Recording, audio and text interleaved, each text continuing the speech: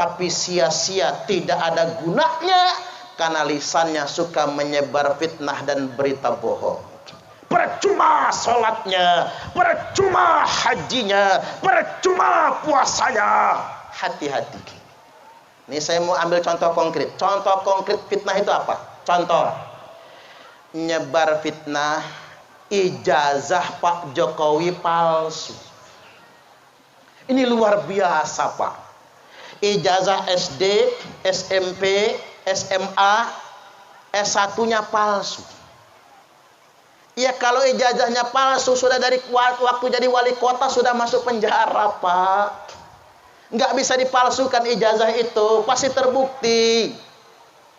Sudah jelas-jelas Universitas Gadjah Mada, rektornya mengatakan, ini ijazahnya asli. Ada NPM-nya Pak Jokowi, ada teman kuliahnya. Tapi ada jutaan orang tetap nggak percaya. Ini yang namanya bahaya fitnah.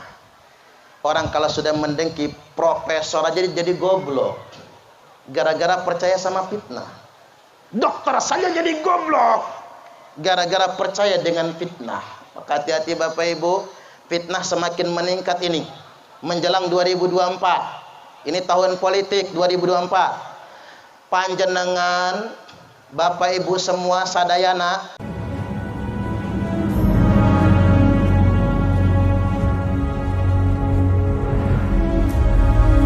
kalau kita ngomong sesuai dengan fakta, itu namanya gibah, itu namanya gosip.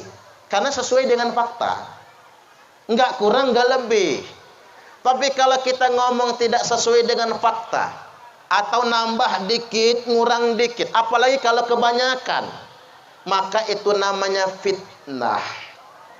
Wal fitnatu asyaddu minal qatl, dan fitnah itu lebih kejam daripada pembunuhan. Kejam fitnah itu. Makanya ada santri tanya Pak Yai, ngapa kita nggak boleh fitnah? Kata Pak Yai, sini biar kamu paham. Ambil kemoceng, tahu kemoceng? Sulah ya, yang dari bulu ayam. Kata Pak Yai, ini kemoceng, bulunya kamu cabut satu persatu. Dari pondok Darussalam ini sampai ke kali. Cabut satu persatu sampai habis. Begitu sampai di kali, kamu balik lagi ke sini. Bulu ayam yang sudah dilepas tadi kumpulin lagi. Berangkat ke kali sambil nyabut bulu ayam di kemoceng. Dari kali putar balik, ngumpulin bulu yang tadi yang sudah kadang dilepas. Begitu sampai tempat Pak Yai nanya, mana bulu ayam yang sudah kamu kumpulkan ulang? Maaf Pak Yai, yang bisa saya kumpulkan tinggal dikit. Yang lain mana? Terlanjur diterbangkan angin. Itulah bahayanya fitnah. Saat engkau menyebar fitnah, dengan begitu gampangnya dia diterbangkan, dilepaskan. Saat engkau sudah sadar kalau itu fitnah, dan engkau sangat ingin memperbaikinya, hanya sedikit sekali hasilnya, maka hati-hati sama cangkem ini. Hati-hati dengan perbuatan fitnah ini. Saat kita sudah sadar ini tidak benar, ini berita bohong, ini fitnah, lalu kita ingin merehabilitasinya, kita ingin memperbaikinya, sedikit sekali hasilnya, akhirat nanti tanggung jawabnya.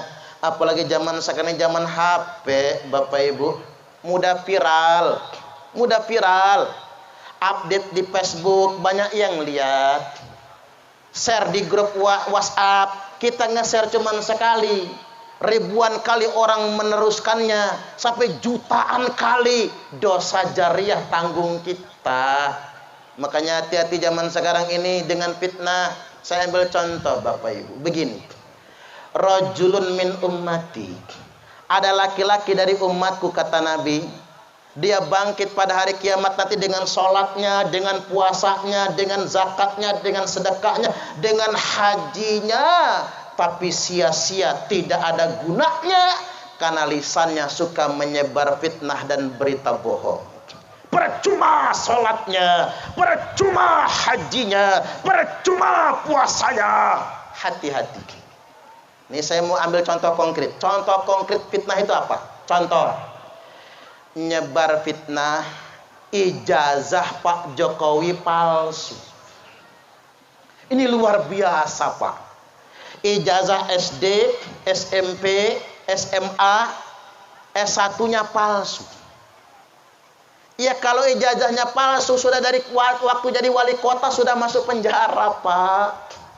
Nggak bisa dipalsukan ijazah itu, pasti terbukti. Sudah jelas-jelas Universitas Gajah Mada, rektornya mengatakan, ini ijazahnya asli. Ada NPM-nya Pak Jokowi, ada teman kuliahnya. Tapi ada jutaan orang tetap nggak percaya. Ini yang namanya bahaya fitnah.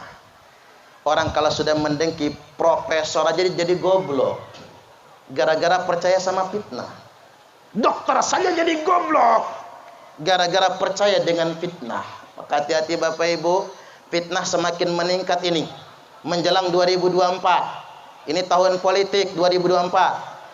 Panjenengan Bapak Ibu semua sadayana, betul nggak bahasa Sundanya sadayana ya? Sadayana semua, karena susah Bapak Ibu. Saya selingan dikit ini. Saya ini kadang-kadang sering salah bahasa Sunda. Padahal ngerti. Saya pernah ditimpu sama temen waktu masih sekolah. Namanya Titin. Aya nu arana Titin? Arana Titin. Tak disuruh temen suruh nyanyi dekat Titin. Titin belentin. Manuk bondol lalakina. Lah daek kasih Titin karodok liang taina. Ngamuk si Titin, ditimpuk pakai batu saya. Ternyata artinya jelek, Pak. Kejebak juga ya. Jadi balik lagi Bapak Ibu rahimakumullah. Masalah persoalan ijazah palsu di tahun politik ini makin digoreng orang, Pak. Padahal apa? Ini kan memfitnah presidennya sendiri. Itu kan dosa besar. Nanti saya kutipkan. Apa hukumnya menghina kepala negara? Balik ingin saya tegaskan begini Bapak Ibu. Ini tahun politik, terserah Bapak Ibu nanti pilihannya siapa. Yang jelas presiden 2024 sudah ditakdirkan oleh Allah. Ya Baya. Ya Baya. Ya kalau maunya saya Pak, maunya saya nih, ya sayalah yang jadi presiden itu. Presiden Suparman Abdul Karim. Kalau saya jadi presiden Pak, saya akan kunjungan ke pesantren Darussalam ini. Saya akan bangun dengan megah pesantrennya. Ingat janji saya ya. Kalau saya jadi presiden, warga Sukanegara bersama Pak Kades tak bawa ke Istana Negara. Pengajian akbar di istana. Nanti Pak Kiai Asmu'i saya jadikan Menteri Agama. Tapi kira-kira siapa yang memilih saya? Ya kalau mau-maunya kita, ya saya lah yang jadi presiden itu. Tapi kan sudah ditakdirkan oleh Allah. Biarkan perbedaan politik Bapak Ibu, itu mah perkara yang wajar saja ya Pak ya. Itu wajar, itu urusan dunia. Jangan merusak akidah kita. Jangan sampai hanya gara-gara beda pilihan sama kiainya berhenti ngaji sama kiai. Saya salut dengan santri. Santri ini saya nggak usah nyebutkan namanya karena saya tahu orangnya. Jangan-jangan ada di sini santrinya. Santrinya bicara sama saya, Ustadz, saya punya kiai 2. Kiai saya milih 01. Yang satunya, kiai satunya milih 02. Saya bingung Ustadz, kata dia. Pilih 01 gimana dengan yang 02? Pilih yang 02 bagaimana dengan yang 01? Akhirnya demi takzim dengan kiai, begitu dibilik suara, saya coblos dua-duanya, kata dia. Biarin surat-suaranya nggak sah, tapi saya ancungkan jempol. Ahsanta, bagus kamu. Yang saya nilai bagusnya bukan nyoblos dua-duanya Pak, saking takzimnya dengan kiai. Jangan sampai beda pilihan sama kiainya jadi su'ul adab. Jadi mencaci maki kiainya nggak boleh. Boleh beda pilihan tapi jangan mencaci, jangan su'ul adab, tetap ngaji istiqomah. Iya Pak ya. Gini apa nggih? Harus begitu Bapak Ibu. Nah, balik lagi Bapak Ibu rahimakumullah. Ini tentang ijazah palsu ini kan sudah tuduhan serius, namanya fitnah. Dan fitnah itu lebih kejam daripada pembunuhan. apalagi ini mengarah kepada menghina kepala negara. Memang sayangnya di negara kita ini, menghina presiden, wakil presiden, itu bisa dipidanakan kalau yang ngadu presidennya dan wakil presiden sendiri. Makanya di negara kita ini Bapak Ibu, hampir rata-rata yang menghina presiden tidak dipenjara. Karena presiden nggak mungkin ngadu kan. Males dia Pak, banyak urusan. Makanya ada ustadz menghina Kiai Ma'ruf Amin. Na'udzubillah. Nangis saya Bapak Ibu. Kalau orang awam dia mungkin gak pernah mondok, gak pernah nyantri. Silahkan dia menghina dosa-dosa dia. Ini ustadz. Selesai ceramah saya bicara sama ustadz itu 4 mata. Ingat kata saya, dosa antum 3. 3 dosanya. 1, menghina orang tua. Kalau kita menghina orang tua, sama saja kita menghina bapak kandung kita sendiri. Mohon maaf, Anda menghina Kiai Ma'ruf Amin, umur Anda belum tentu sepanjang Kiai Ma'ruf Amin. Ya bayar. Oke, jajal Pak. Silakan menghina beliau, tapi umur kita belum tentu nyampe. Ya ada juga yang nyampe, tapi stroke, bengek, asam urat, bocor ke lab, prostat, cerewet. Bini telat ngambil anduk, marah. Bini telat bikin teh, marah. Bininya sambil ngaduk teh ngebatin. Kapan matinya orang satu ini. Nyebelin bini. Boleh jadi umur kita nyampe seperti Pak Yai Ma'ruf Amin. Boleh jadi nyampe. Tapi kesehatan belum tentu sehebat beliau. Beliau itu pikun saja belum Pak. Ngomongnya sangat tertata. Itu yang pertama. Orang tua yang berkualitas beliau. Yang kedua, beliau ulama. Darah dan dagingnya ulama itu racun. Menghina ulama sama saja kita meracuni diri kita sendiri. Hati-hati. Dan bukan ulama sembarangan Pak. Pesantrennya gede. Gelarnya beliau profesor. Santrinya ribuan Bapak Ibu. Dan kecicitnya Syekh Nawawi Al-Jawi Al-Bantani. Udah jelas Syekh Nawawi Al-Jawi Al-Bantani Imam Masjidil Haram. Dan beliau Bapak Ibu punya murid hebat. Kiai Haji Hasyim Asy'ari murid beliau. Kiai Haji Ahmad Dahlan murid beliau. Jadi jangan sampai kita menghina ulama. 2 sudah dosanya. Dosa yang ketiga menghina sultan. Karena beliau wakil presiden. Ingat sabda Nabi, man ahana sultana ahanahullah. Barang siapa yang menghina pemerintah, maka pasti dia akan dihinakan oleh Allah. Tak ulang lagi nih, kita upload di YouTube soalnya. Man ahana sultana ahanahullah. Barang siapa yang menghina pemerintah, menghina penguasa, pasti suatu hari nanti dia akan dihinakan oleh Allah.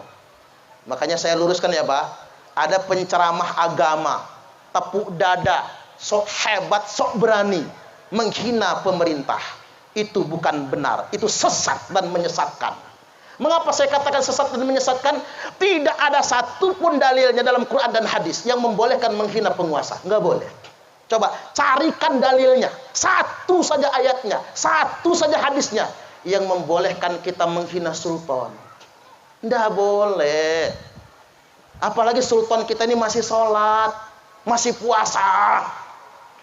Ada sahabat yang bertanya, ya Rasul, kalau kami berhadapan dengan pemerintah yang zalim, ini benar-benar zalim nih, ala nuqatiluhum, bolehkah kami memerangi mereka semua? La, kata Rasul, ma'aqamu fikumus shalah. Enggak boleh melawan pemerintah selama pemerintah itu masih menegakkan sholat di tengah-tengah kalian semua.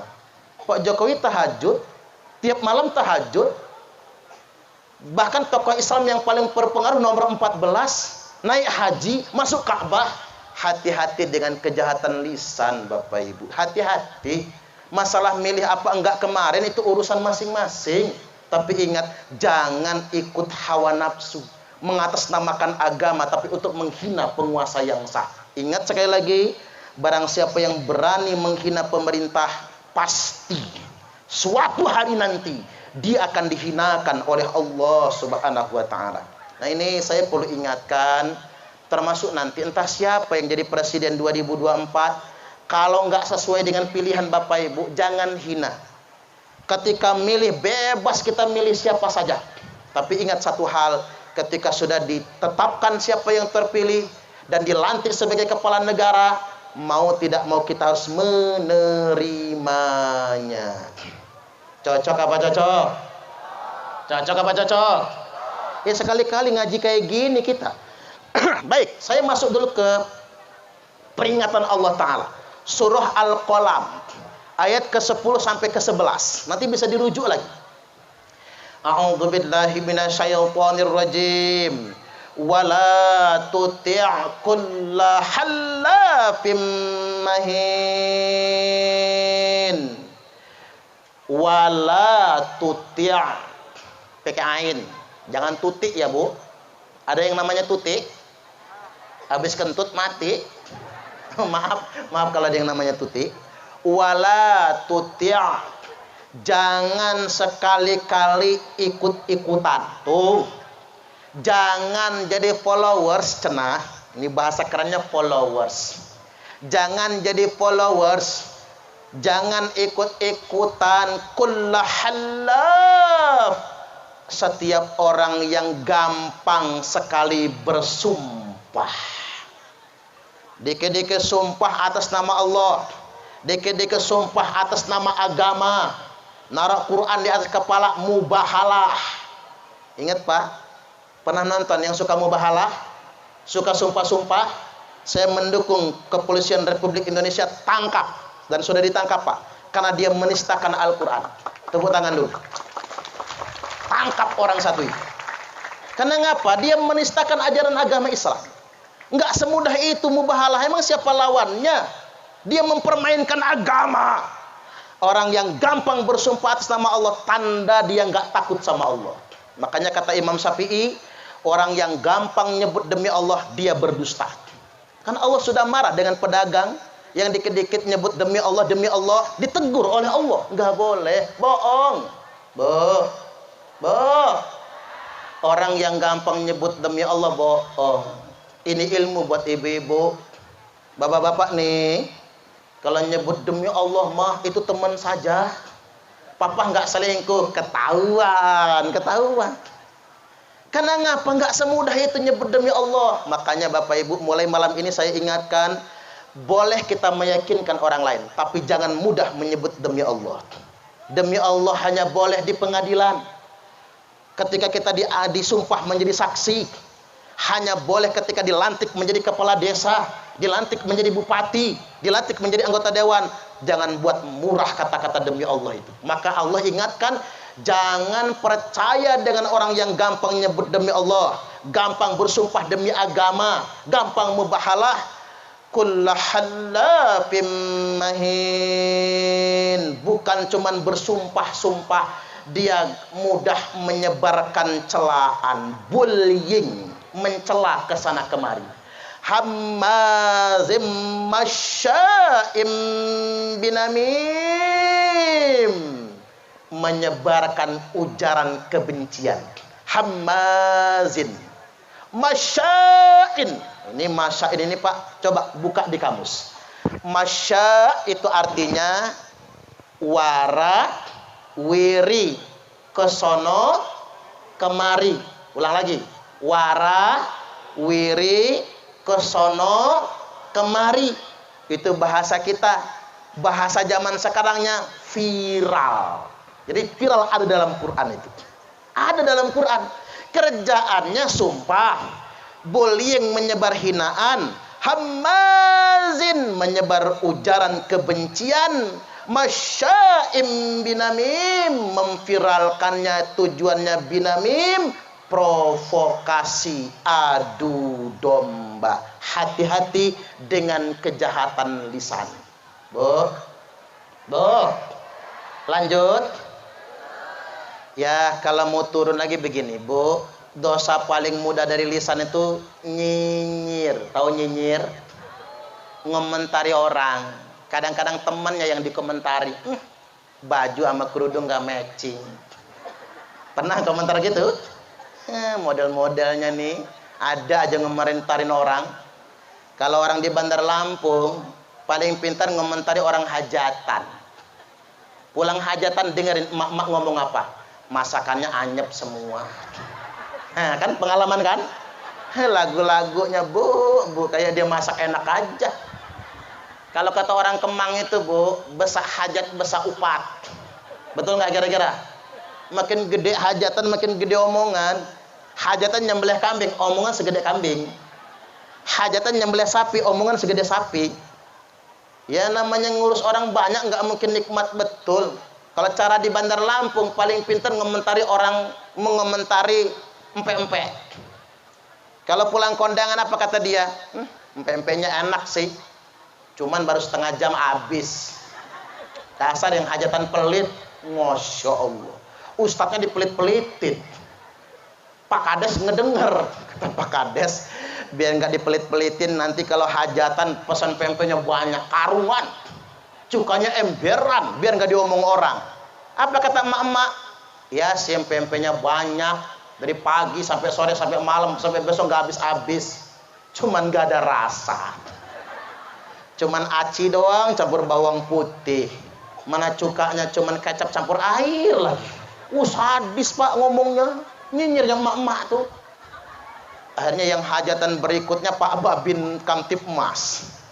Pesen langsung ke Palembang situ. Empe-empe yang mahal, yang berkualitas, agak banyak. Dari pagi, siang, sore nggak habis sampai malam. Biar nggak diomong orang, ternyata masih diomong. Iya, si empe-empenya enak, cukanya mantap, banyak dari pagi sampai malam nggak habis-habis. Tapi sing nunggoni pondokannya itu loh, matanya mendelik aja. Astagfirullah. Kayak nggak ikhlas kalau diambil. Bukan mendelik, emang belok dari sononya. Pintar juga yang hajatan ya Pak. Kok bisa yang ditaruh nungguin pondokan-pondokan itu yang matanya belok ya Pak ya. Biar ketoan mendelik begitu ya. Nah ini nyinyir. Makanya hati-hati betul dengan namanya lisan ini, hati-hati betul. Bininya Abu Lahab masuk neraka gara-gara tidak bisa menjaga lisannya. Provokator alias kompor.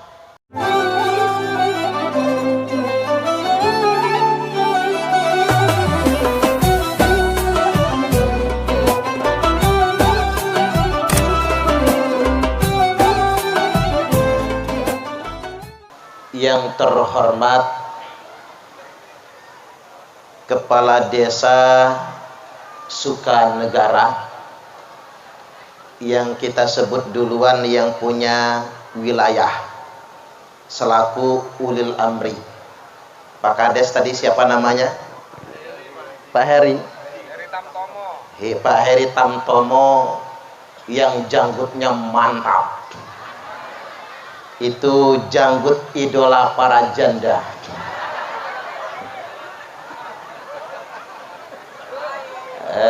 Banyak janda di Sukanegara.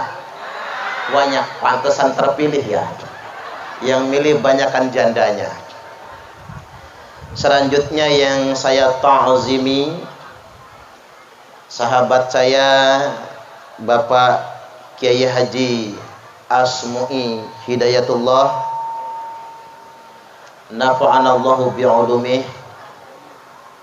Yang saya hormati pimpinan Pondok Pesantren Darussalam, yakni Kiai Asmawi Hidayatullah. Mana Kiai Asmawi itu yang mana?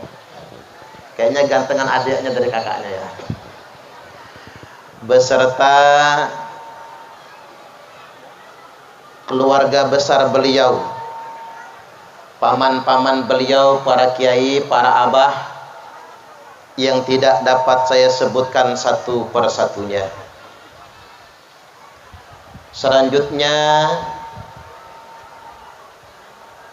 itu sturingnya apa sebabnya ya, atau itunya terlalu ngadep sini ya, digeser dikit, cek. Nah gitu ya, nggak apa-apa ya gitu.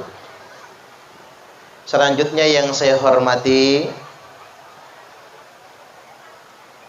Babin Kamtipmas, Pak Babin, Pak Agung. Badannya subur Pak Agung ya. Pak Agung, Babinsa ada Babinsa ya Pak? Nggak datang ya? Karena Babinsa itu biasanya satu Babinsa untuk beberapa desa. Jadi sibuk. Kalau Babin Kamtipmas agak mending. Satu desa satu Babin. Selanjutnya yang saya hormati pengurus MWC NU Tanjung Bintang. Mulai dari jajaran Rois Suryah. Di sini hadir Kiai Sukron Makmun, jauh dari Kediri, langsung ke Tanjung Bintang. Kiai Mukhlas juga dari jajaran Rois Suryah. Selanjutnya yang saya hormati jajaran Dewan Tanfiziyah MWC NU Tanjung Bintang. Selanjutnya yang saya hormati pengurus ranting NU Sukanegara. Sudah ada rantingnya? Sudah ada ya. Selanjutnya yang saya hormati ibu-ibu muslimat, kemudian juga sahabat Ansor, sahabat Banser.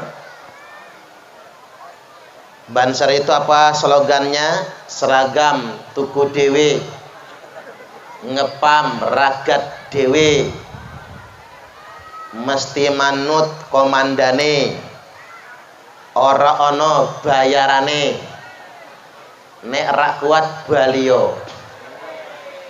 Ini banser-banser ini enggak dibayar, setia menjaga kiai, setia mengawal kiai dan menjaga NKRI. Tepuk tangan. Ini banser-banser ini enggak dibayar, setia menjaga kiai, setia mengawal kiai dan menjaga NKRI. Tepuk tangan.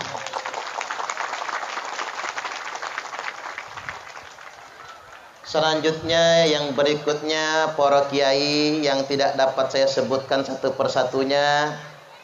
Ada sahabat saya Kiai Zainal Arifin, segenap para kiai sekali lagi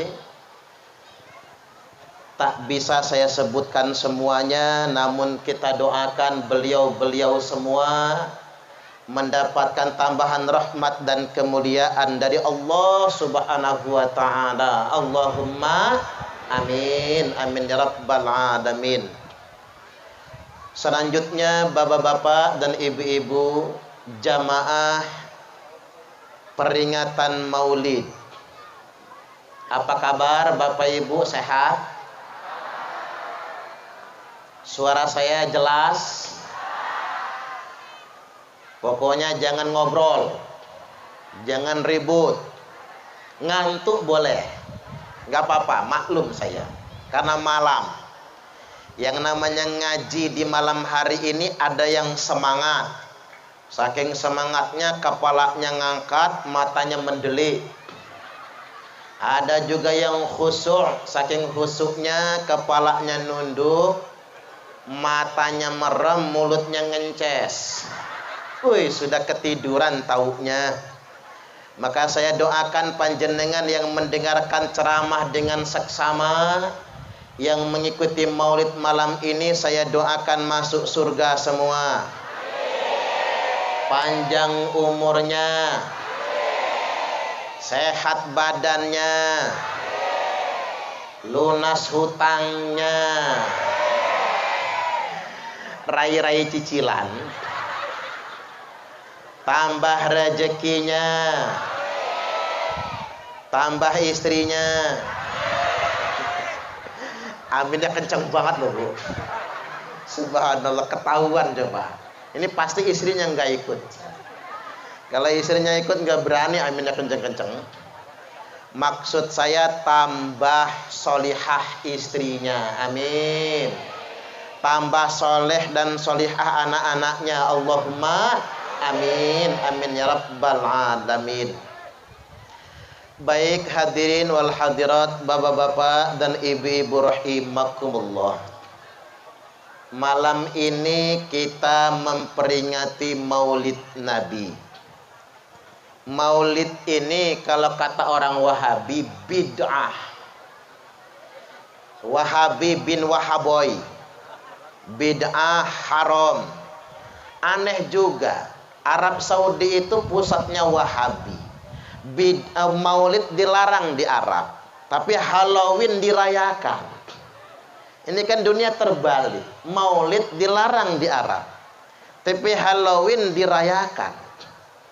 Ini kan namanya kebalik-balik hukum itu. Saya sering ditanya, bahkan mungkin kita sering mendengar, apa sih dalilnya maulid? Ngapa sih kita semua maulid? Ini cara ngejawabnya begini Bapak Ibu. Tercantum dalam kitab Sahih Al-Bukhari, rukun hadis, nomornya maksudnya 5101. Dan tercantum dalam kitab Sahih Muslim, Sahih muttafaqun alaih. Pengakuan Abu Lahab laknatullah alaih ketika ketemu di mimpinya paman Nabi Abbas bin Abdul Muthalib radhiyallahu an. Jadi dua-duanya paman Nabi. Di mimpinya Abbas, Abu Lahab bercerita tiap malam, siang malam, tiap hari maksudnya, ia disiksa. Yukhaffafu anni kulla yaumitsnain. Ini matannya Sahih. Sahih Bukhari Muslim. Yukhaffafu anni kulla yaumitsnain. Kata Abu Lahab, diringankan siksa untuk saya tiap hari Senin. Apa sebabnya? Sebabnya ini yang mesti kita garis bawahi. Gara-garanya kata Abu Lahab, waktu Muhammad lahir, kan dia nyebutnya begitu, waktu keponakan kita lahir, waktu Kanjeng Nabi maulid, aku bergembira dengan bersedekah, sedekah yang paling tinggi nilainya, yakni memerdekakan budak sahaya. Aku memerdekakan budak perempuanku. Nah, gara-gara senang dengan maulid, gara-gara bersedekah untuk maulid, Abu Lahab bebas, ringan, pending siksa kuburnya tiap hari Senin. Nah, ini kan Abu Lahab, udah jelas-jelas kafirnya, udah jelas-jelas musyriknya. Nah, kita ini kan bukan Abu Lahab, kita umat Nabi. Ya kalau ngomongin Abu Lahab ini jelas, Bu. Minum kopi apa teh? Teh, monggo. Bapak-bapak kopi apa teh? Kopi susu. Kalau kata orang di media sosial, jangan salahkan kopimu yang dingin, karena dia pernah hangat namun engkau abaikan. Minum dulu kopinya itu, biar nggak dingin Bapak Ibu, biar segar. Nah Bapak Ibu hadirin wal hadirat rahimakumullah, Abu Lahab ini kan jelas-jelas kafir, jelas-jelas musyriknya, menentang Allah dan Rasulnya. Saking premannya Abu Lahab, maka namanya disebutkan dalam Al-Quran surah Al-Lahab. Apal suratnya? Tabbat yada abi lahabi wa tab. Tabbat yada, binasalah kedua tangan Abu Lahab. Ini bahasa majazi. Tangan itu mewakili perbuatan. Maksudnya Abu Lahab itu binasa gara-gara perbuatannya. Watab, dan benar-benar binasa. Ma aghna anhu maluhu wa ma kasab. Mengapa muncul ayat yang kedua? Karena Abu Lahab ini songong, takabur, sombong. Kata Abu Lahab, kalau benar apa yang dikatakan Muhammad, Ada surga, ada neraka. Gampang. Duit saya banyak, perniagaan saya banyak, aku beli surga dengan hartaku, aku tubus neraka dengan kekayaanku. Ini Abu Lahab songong bin sombong. Maka dijawab oleh Allah Ta'ala, ma aghna anhu, tidak ada manfaatnya baginya, maluhu, harta kekayaannya, wa ma kasab, begitupun bisnis dan perniagaannya. Abu Lahab nggak bisa sombong, walaupun hartanya banyak, kekayaannya berlimpah, dia tidak bisa menebus neraka. Bapak-bapak, kaya jangan sombong. Ada nggak orang kaya sombong? Banyak. Orang miskin sombong? Tambah banyak. Udah melarat sombong, ya apanya yang disombongin. At-takabburu minal aghniya'i qabih. Orang kaya sombong, jelek. Walakinnahu minal fuqara'i aqbah. Tetapi orang miskin sombong tambah jelek. Orang pintar sombong jelek. Orang goblok sombong tambah jelek. Ibu-ibu yang cantik-cantik sombong jelek. Ibu-ibu yang jelek sombong tambah jelek. Ada nggak orang jelek sombong? Banyak. Yang mana orangnya? Siapa yang berani ngaku jelek sombong? Jadi tidak ada gunanya kekayaan yang disombongkan, bisnis perniagaan yang dibanggakan. Abu Lahab tidak bisa menolong dirinya. Saya naran dzatal lahab. Maka niscaya pasti Abu Lahab masuk neraka. Ini pakai sin ditanpis ini. Saya naran. Ini Abu Lahab pasti masuk neraka. Ada banyak preman di muka bumi ini, Bapak Ibu, belum tentu masuk neraka. Contoh, Hercules, preman, tobat. Terus siapa lagi? Anton Medan, preman, tobat. Freddy Budiman, gembong narkoba, preman. Sebelum dieksekusi mati, dia sholat 2 rakaat, tobat. Ada banyak preman, belum tentu masuk neraka. Maka benar kalau kata para kiai, mending jadi mantan preman daripada mantan ustadz. Ya Pak ya. Kalau mantan ustadz bingung nyeramahinnya kayak mana. Tapi kalau mantan preman udah ketahuan dia dulu salah, begitu sadar diceramahin enak. Maka mending jadi mantan preman Pak daripada mantan ustadz. Mending bau-bau ustadz daripada ustadz bau. Ya Pak ya. Yang gak enak lah kalau ustadz asem ya. Jadi balik lagi Bapak Ibu, banyak preman belum tentu masuk neraka. Tapi ada preman yang dipastikan masuk neraka. Siapa dia? Abu Lahab, laknatullah alaih. Niscaya pasti dia masuk neraka. Dzatal lahab. Nerakanya berupa api yang bergejolak. Makanya lahab. Lahab itu artinya merah menyala. Karena mukanya Abu Lahab itu merah menyala, maka dipanggil Abu Lahab. Maka bapak-bapak nih mending gosong Pak. Kayak Pak Saifullah itu, nggak apa-apa lah. Pak Saifullah itu karena rajin keliling, maka gosong mukanya, nggak apa-apa. Daripada merah menyala, orang manggilnya Abu Lahab. Mending gosong sekalian.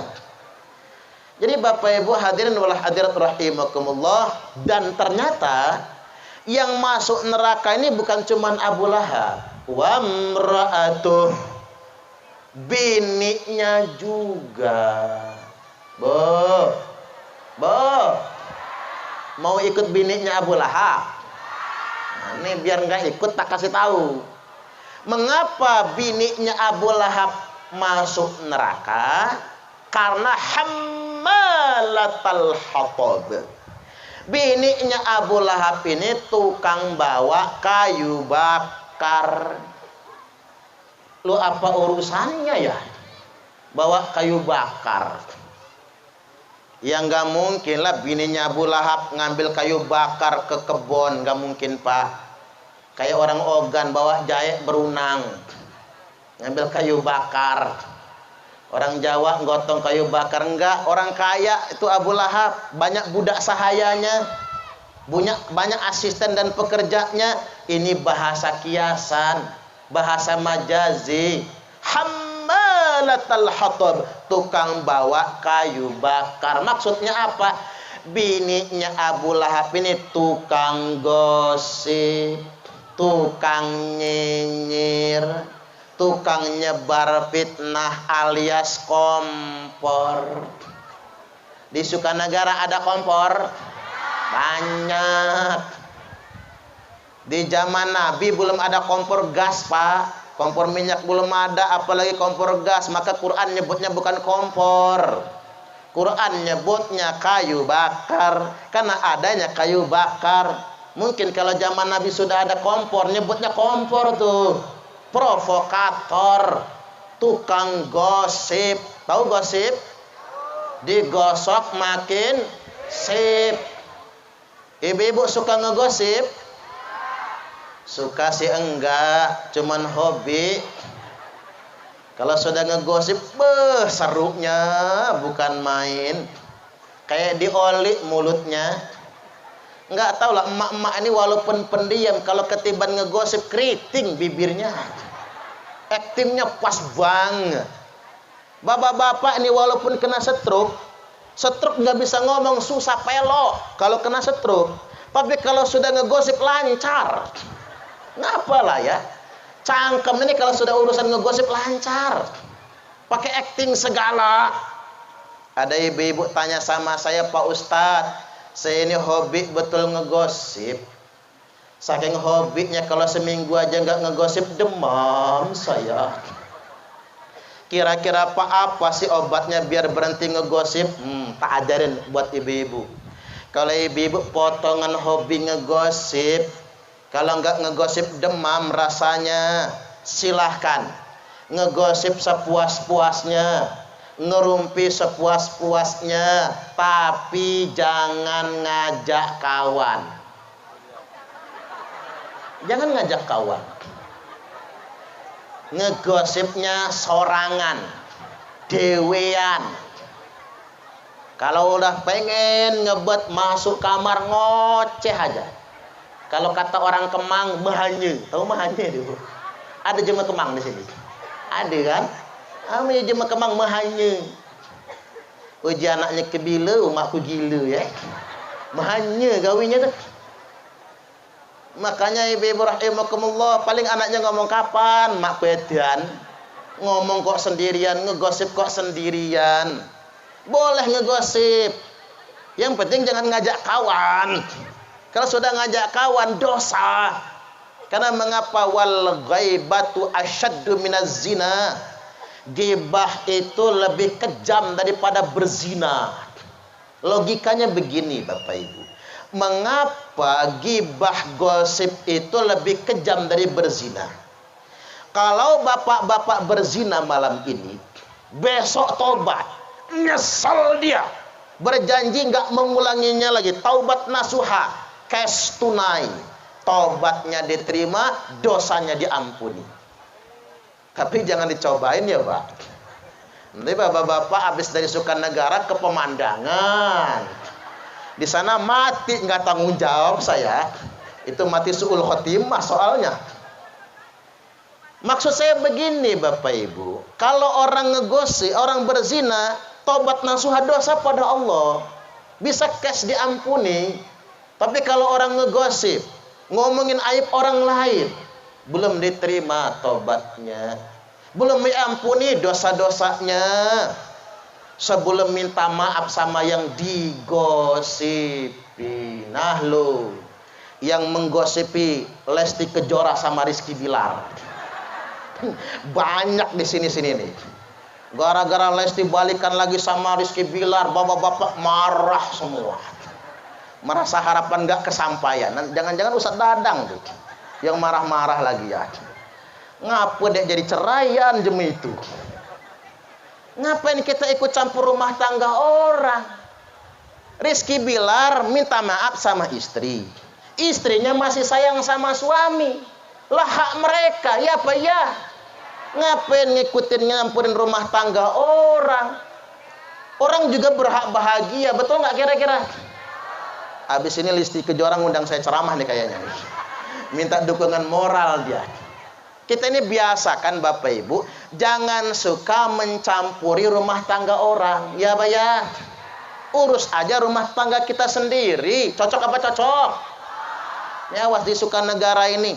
Urus rumah tangga kita, jangan suka mencampuri rumah tangga orang. Ingat kata orang di pasar, laki-laki yang rajin mencium istrinya. Ingat bapak-bapak, laki-laki yang rajin mencium istrinya relatif lebih panjang umur dibandingkan dengan laki-laki yang mencium istri tetangganya. Setuju nggak Bu? Jajal kalau nggak percaya dibacok orang kita, jangan macam-macam. Jadi balik lagi Bapak Ibu, ini gosip-gosip harus dihindari.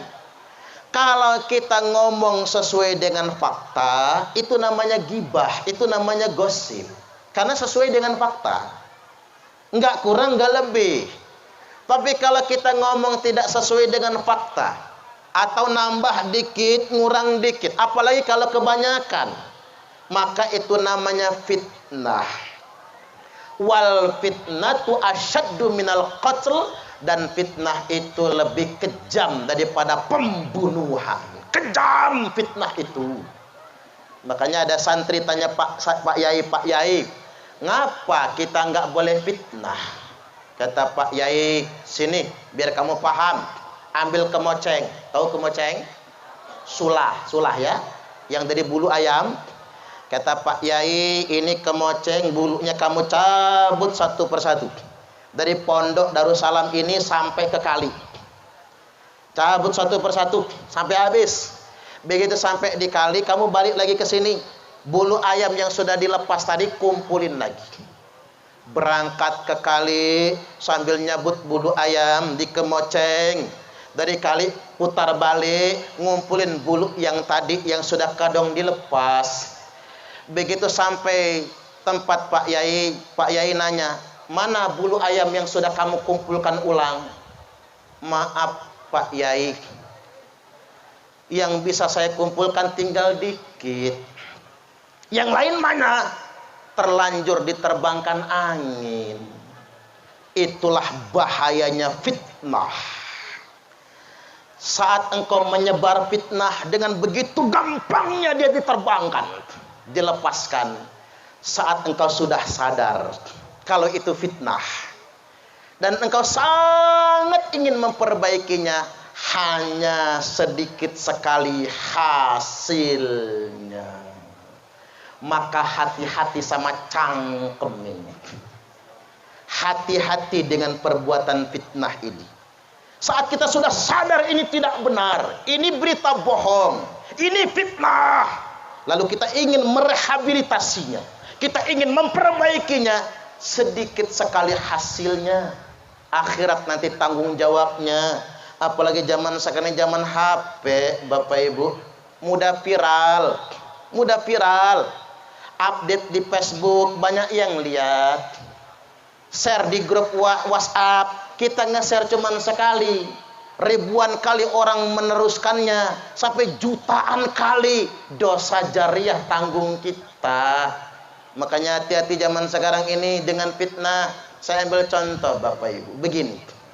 Rajulun min ummati, ada laki-laki dari umatku kata Nabi, dia bangkit pada hari kiamat nanti dengan sholatnya, dengan puasanya, dengan zakatnya, dengan sedekahnya, dengan hajinya, tapi sia-sia, tidak ada gunanya, karena lisannya suka menyebar fitnah dan berita bohong. Percuma sholatnya, percuma hajinya, percuma puasanya. Hati-hati. Ini saya mau ambil contoh konkret. Contoh konkret fitnah itu apa? Contoh. Nyebar fitnah ijazah Pak Jokowi palsu. Ini luar biasa, Pak. Ijazah SD, SMP, SMA, S1-nya palsu. Ya kalau ijazahnya palsu sudah dari waktu jadi wali kota sudah masuk penjara, Pak. Nggak bisa dipalsukan ijazah itu, pasti terbukti.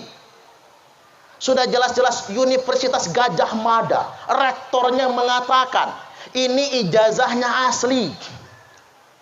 Ada NPM-nya Pak Jokowi, ada teman kuliahnya. Tapi ada jutaan orang tetap nggak percaya. Ini yang namanya bahaya fitnah. Orang kalau sudah mendengki profesor aja jadi goblok. Gara-gara percaya sama fitnah. Dokter saja jadi goblok gara-gara percaya dengan fitnah. Maka hati-hati Bapak Ibu, fitnah semakin meningkat ini menjelang 2024. Ini tahun politik 2024. Panjenengan Bapak Ibu semua sadayana, betul nggak bahasa Sundanya sadayana ya? Sadayana semua, karena susah Bapak Ibu. Saya selingan dikit ini. Saya ini kadang-kadang sering salah bahasa Sunda. Padahal ngerti.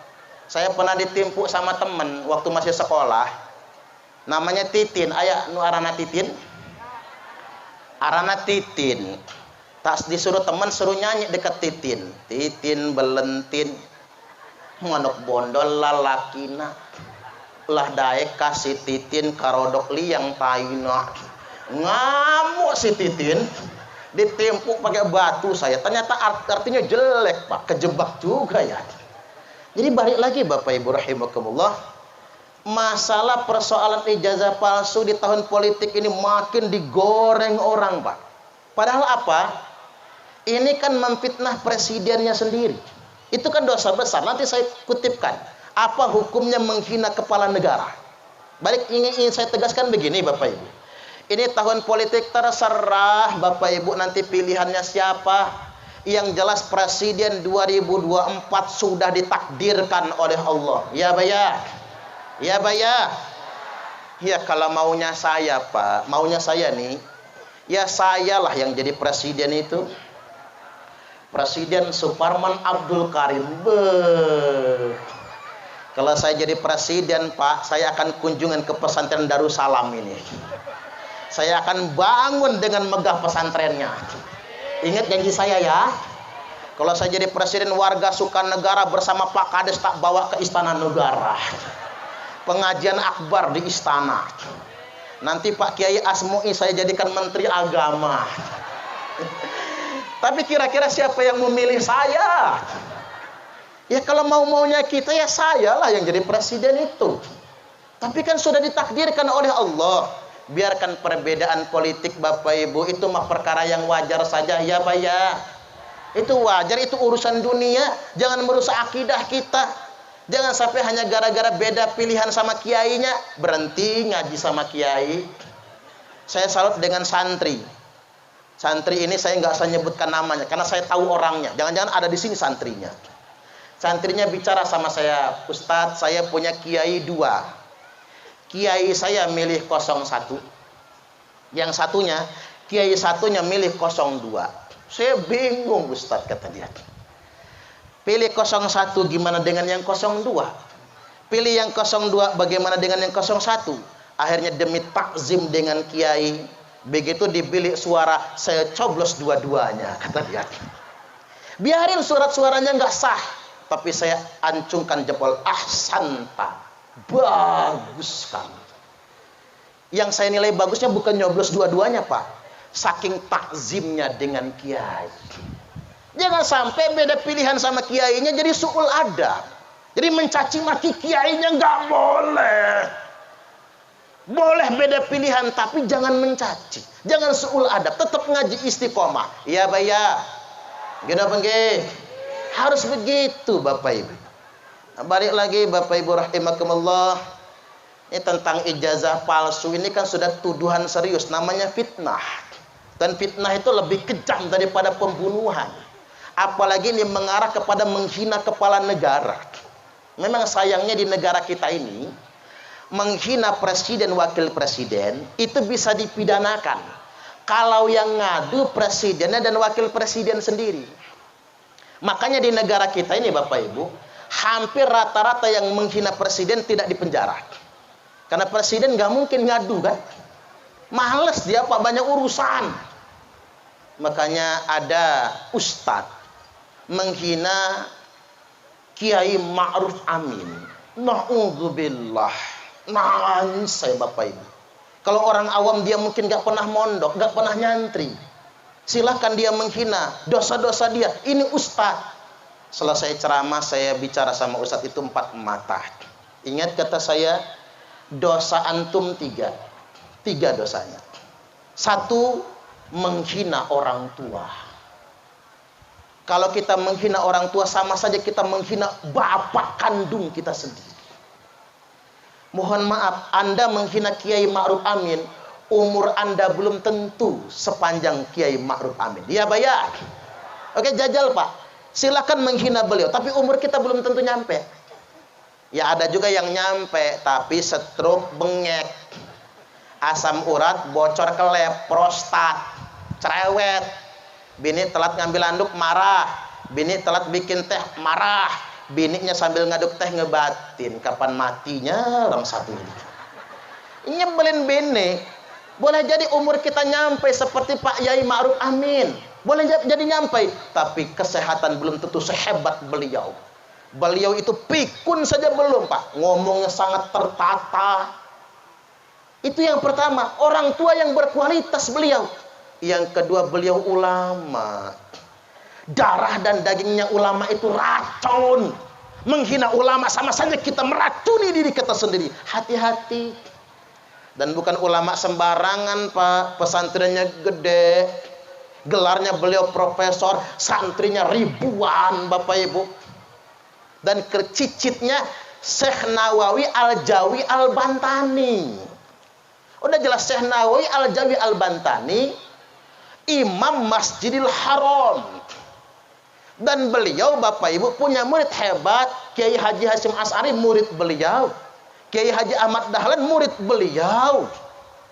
Jadi jangan sampai kita menghina ulama. 2 sudah dosanya. Dosa yang ketiga menghina sultan. Karena beliau wakil presiden. Ingat sabda Nabi, man ahana sultana ahanahullah. Barang siapa yang menghina pemerintah, maka pasti dia akan dihinakan oleh Allah. Tak ulang lagi nih, kita upload di YouTube soalnya. Man ahana sultana ahanahullah. Barang siapa yang menghina pemerintah, menghina penguasa, pasti suatu hari nanti dia akan dihinakan oleh Allah. Makanya saya luruskan ya Pak, ada penceramah agama, tepuk dada, sok hebat, sok berani, menghina pemerintah. Itu bukan benar, itu sesat dan menyesatkan. Mengapa saya katakan sesat dan menyesatkan? Tidak ada satupun dalilnya dalam Quran dan hadis yang membolehkan menghina penguasa. Nggak boleh. Coba carikan dalilnya. Satu saja ayatnya, satu saja hadisnya yang membolehkan kita menghina sultan. Nggak boleh. Apalagi sultan kita ini masih sholat, masih puasa. Ada sahabat yang bertanya, ya Rasul, kalau kami berhadapan dengan pemerintah yang zalim, ini benar-benar zalim nih, ala nuqatiluhum, bolehkah kami memerangi mereka semua? La, kata Rasul, ma'aqamu fikumus shalah. Enggak boleh melawan pemerintah selama pemerintah itu masih menegakkan sholat di tengah-tengah kalian semua. Pak Jokowi tahajud, tiap malam tahajud. Bahkan tokoh Islam yang paling berpengaruh nomor 14 naik haji, masuk Ka'bah. Hati-hati dengan kejahatan lisan Bapak Ibu. Hati-hati. Masalah milih apa enggak kemarin itu urusan masing-masing. Tapi ingat, jangan ikut hawa nafsu, mengatasnamakan agama tapi untuk menghina penguasa yang sah. Ingat sekali lagi, barang siapa yang berani menghina pemerintah, pasti suatu hari nanti dia akan dihinakan oleh Allah Subhanahu wa taala. Nah, ini saya perlu ingatkan, termasuk nanti entah siapa yang jadi presiden 2024, kalau nggak sesuai dengan pilihan Bapak Ibu, jangan hina. Ketika milih bebas kita milih siapa saja. Tapi ingat satu hal, ketika sudah ditetapkan siapa yang terpilih dan dilantik sebagai kepala negara, mau tidak mau kita harus menerimanya. Cocok apa cocok? Cocok apa cocok? Ya sekali-kali ngaji kayak gini kita. Baik, saya masuk dulu ke peringatan Allah Ta'ala. Surah Al-Qalam, ayat ke-10 sampai ke-11. Nanti bisa dirujuk lagi. A'udzu billahi minasyaitonir rajim. Wala tuti' kulla hallafim mahin. Wala tuti', pakai ain. Jangan tutik ya, Bu. Ada yang namanya tutik? Habis kentut mati. maaf kalau ada yang namanya tutik. Wala tuti', jangan sekali-kali ikut-ikutan. Tuh. Jangan jadi followers, cenah. Ini bahasa kerennya followers. Jangan jadi followers. Jangan ikut-ikutan kullahallaf, setiap orang yang gampang sekali bersumpah.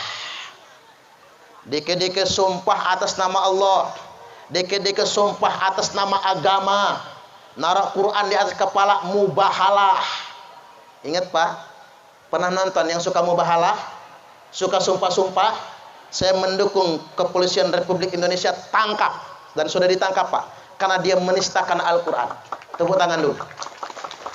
Tangkap orang satu itu. Karena ngapa? Dia menistakan ajaran agama Islam. Enggak semudah itu mubahalah. Emang siapa lawannya? Dia mempermainkan agama. Orang yang gampang bersumpah atas nama Allah, tanda dia enggak takut sama Allah. Makanya kata Imam Syafi'i, orang yang gampang nyebut demi Allah, dia berdusta. Kan Allah sudah marah dengan pedagang yang dikit-dikit nyebut demi Allah, ditegur oleh Allah. Enggak boleh, bohong. Orang yang gampang nyebut demi Allah bohong. Ini ilmu buat ibu-ibu, bapak-bapak nih. Kalau nyebut demi Allah mah itu teman saja. Papa nggak selingkuh, ketahuan. Karena ngapa nggak semudah itu nyebut demi Allah. Makanya bapak ibu, mulai malam ini saya ingatkan, boleh kita meyakinkan orang lain, tapi jangan mudah menyebut demi Allah. Demi Allah hanya boleh di pengadilan.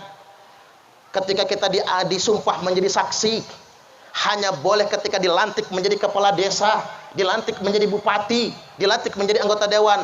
Jangan buat murah kata-kata demi Allah itu. Maka Allah ingatkan, jangan percaya dengan orang yang gampang nyebut demi Allah, gampang bersumpah demi agama, gampang mubahalah. Kullahallafim mahin. Bukan cuman bersumpah-sumpah, dia mudah menyebarkan celaan, bullying, mencela ke sana kemari. Hammazim masya'im binamim, menyebarkan ujaran kebencian.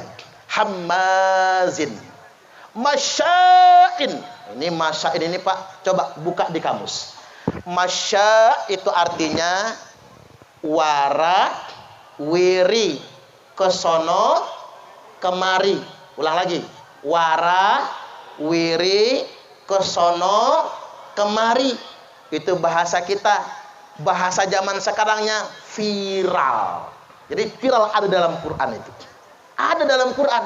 Kerjaannya sumpah, bullying, menyebar hinaan, hammazin, menyebar ujaran kebencian, masya'im binamim, memviralkannya, tujuannya binamim, provokasi, adu domba. Hati-hati dengan kejahatan lisan.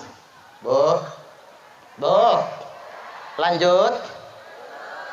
Ya, kalau mau turun lagi begini, Bu. Dosa paling mudah dari lisan itu nyinyir. Tahu nyinyir? Ngomentari orang. Kadang-kadang temannya yang dikomentari, baju sama kerudung gak matching. Pernah komentar gitu? Model-modelnya nih, ada aja ngomentarin orang. Kalau orang di Bandar Lampung, paling pintar ngomentari orang hajatan. Pulang hajatan dengerin emak-emak ngomong apa? Masakannya anyep semua. Nah, kan pengalaman kan? Lagu-lagunya bu kayak dia masak enak aja. Kalau kata orang Kemang itu bu, besak hajat besak upat. Betul nggak kira-kira? Makin gede hajatan makin gede omongan. Hajatan nyembelih kambing, omongan segede kambing. Hajatan nyembelih sapi, omongan segede sapi. Ya namanya ngurus orang banyak nggak mungkin nikmat betul. Kalau cara di Bandar Lampung paling pintar mengomentari orang, mengomentari empe-empe. Kalau pulang kondangan apa kata dia? Empe-empenya enak sih, cuman baru setengah jam habis. Dasar yang hajatan pelit. Masya Allah, ustadznya dipelit-pelitin. Pak Kades ngedenger, kata Pak Kades, biar nggak dipelit-pelitin nanti kalau hajatan pesan pempenya banyak karuan, cukanya emberan, biar nggak diomong orang. Apa kata emak-emak? Ya si pempenya banyak dari pagi sampai sore sampai malam sampai besok nggak habis-habis, cuman nggak ada rasa, cuman aci doang campur bawang putih, mana cukanya cuman kecap campur air lagi. Sadis pak ngomongnya. Nyinyir yang emak-emak tuh. Akhirnya yang hajatan berikutnya Pak Babin Kamtipmas pesan langsung ke Palembang situ empe-empe yang mahal, yang berkualitas, agak banyak, dari pagi siang sore nggak habis sampai malam. Biar nggak diomong orang, ternyata masih diomong. Iya si empe-empenya enak, cukanya mantap, banyak, dari pagi sampai malam nggak habis-habis. Tapi sing nunggoni pondokannya itu loh, matanya mendele aja. Astagfirullah, kayak nggak ikhlas kalau diambil. Bukan mendele, emang belok dari sononya. Pintar juga yang hajatan ya Pak. Kok bisa yang ditaruh nungguin pondokan-pondokan itu yang matanya belok ya Pak ya? Biar ketokan mendele begitu ya. Nah ini nyinyir. Makanya hati-hati betul dengan namanya lisan ini, hati-hati betul. Bininya Abu Lahab masuk neraka gara-gara tidak bisa menjaga lisannya, provokator alias kompor. Oke, lanjut kira-kira. Lanjut. Yang berikutnya Bapak Ibu, kita ini memperingati Maulid. Senang dengan Maulid, saya doakan gara-gara kita senang dengan Maulid, merayakan Maulid dan bersedekah di acara Maulid ini, termasuk yang bersedekah centong itu apa tuh? Centong, saringan, terus apa lagi? Potongan lontong ya. Apa lagi tuh? Serep WC ada nggak ya? Gayung. Tapi kok belum rebutan ya? Belum rebutan ya kira-kira? Nah Bapak Ibu hadirin wal hadirat rahimakumullah, termasuk kembang telur. Saya doakan yang bersedekah untuk acara Maulid malam ini, saya doakan masuk surga semua bersama Nabi. Allahumma amin amin ya rabbal alamin. Nah ada beberapa hikmah yang hendak saya ungkap malam ini. Ya umum sudah kita ketahui, Nabi itu tugas tabligh, menyampaikan risalahnya umur 40. Cuman persiapannya sejak kecil. Allah pilihkan ruh terbaik, namanya Nur Muhammad. Jadi nggak sembarangan ruh ini. Allah pilihkan bibit yang terbaik, Abdullah bin Abdul Muthalib radhiyallahu anhumah. Allah pilihkan rahim terbaik, Sayyidah Aminah radhiyallahu anha. Allah pilihkan waktu kelahiran terbaik, subuh Senin 12 Rabiul Awal. Allah pilihkan ibu susu yang terbaik, wanita paling solihah. Kan orang Arab zaman itu Pak, nggak biasa menyusui anak sendiri, disusukan pada ibu susunya. Begitu ditawarkan siapa yang mau menyusui, mau, nggak ada yang mau. Muhammad anak yatim, kalau nyusuin Muhammad yang bayar siapa? Orang nggak pada mau. Hanya wanita paling solihah yang mau. Namanya Halimatus Sa'diyah radhiyallahu anha. Beliau yang menyusui Nabi. Nggak perlu dibayar. Dia ajak tinggal di kampung. Jadi Nabi nggak tinggal di kota Bandar Lampung, di Sukanegara. Jadi Nabi tinggalnya nggak di kota Mekah Pak, di kampungnya. Biar nggak tercemar. diasuh oleh ibu susunya sampai umur 4 tahun. 4 tahun dipulangkan ke orang tua. Di umur 5 tahun datang Jibril dan Mikail alaihi salam, membelah dada beliau, dia ambil hatinya, dicuci. Sibghatullah wa man ahsanu minallahi sibghah. Ini namanya sibghah. Artinya segitunya cara Allah mempersiapkan nabi kita. Apalagi kita pengen punya anak yang soleh dan solehah. Enggak ujuk-ujuk, tidak dilalah, butuh persiapan. Pak, hati-hati anak panjenengan. Umur 0 sampai 5 tahun, terpengaruh kelakuan orang tuanya. Apa kata orang Arab? Ma fil aba fil abna. Apa yang ada pada bapaknya nurun ke anaknya, kata orang Arab. Orang Jawa nyaut, apa kata orang Jawa? Nek bapak kalong, anak kampret. Nek bapak nyolong, anak nyopet. Ulang lagi. Nek bapak kalong, anak kampret. Nek bapak nyolong, anak nyopet. Yang namanya buah jatuh nggak jauh dari pohon, kecuali pohonnya di atas tebing. Buahnya jatuh gelinding, masuk siring. Kalau bapak kencing berdiri, anak kencing berlari. Kalau bapaknya kencing berlari, anaknya ngencingi bapaknya sendiri. Hati-hati Pak kelakuan orang tua. Makanya ada guyonan di dusun kita di Batu Raja. Orang sering kehilangan rambutan, diintip, oi nganini. Orang ogan tuh lemati lengan tuh. Nganini, galak ngambek hambutan kuning. Hambutan tuh rambutan, Pak. Pantesan hambutan ku habis.